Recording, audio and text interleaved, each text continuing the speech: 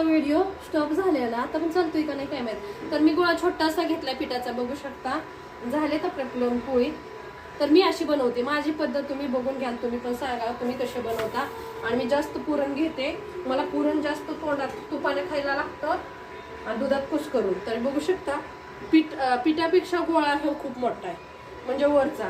डाळ, आपली डाळ जर गोळा किती घेतला तरी चालेल, फुटत नाही पोळी. फक्त काय पीठ मळायची पद्धत, पीठ मळून छान घ्यायचंय, चुळून चुळून व्यवस्थित मळलं ना.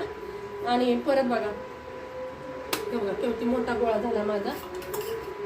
तोपर्यंत तिकडं दुसरी वाव मस्त फुलली बघा ही पण. दाखवते फुलती ना. चला आता मी जास्त हे करते, पुरण भरते.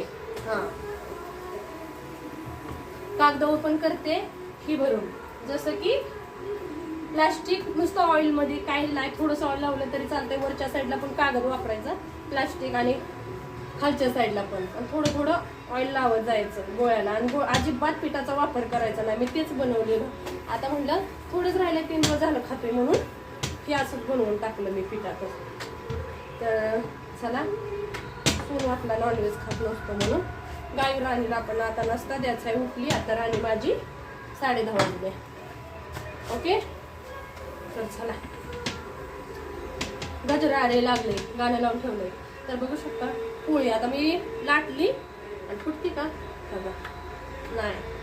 फक्त पीठ चुळून मळायचं आणि एकदम सॉफ्ट आणि पातळ, जसं की सॉफ्ट जास्त आपण चपाती बनवतो तसं नाही. पोळीसाठी का नाही थोडंसं अजून पण हे करायचं लूज, ज्यादा थोडं पातळ मध्ये करायचं, घट्ट करायचं नाही. त्यामुळे ना पोळ्या मग जसं आपण फिरवतो जसं फिरवतो तसे फिरतेत. मग चला तुम्ही पण सांगा तुम्ही कसे डबल गोळ्याचे पण बनवतात कुणी पण. आता दुसरीकडे पीठ आहे ते नाही, हे आहे चपातीचं पीठ आणि हा आहे पोळीचं. थोडंसं हळद टाकलेली आणि एकदम सॉफ्ट आहे. ठीक आहे, तर तुम्ही कशा बनवता सांगा. मी सिंगल गोळ्यात बनवते, मी डबल गोळ्याचं नाही बनवत. ठीक आहे, चला बाय बाय. लवकर सांगा कमेंटमध्ये.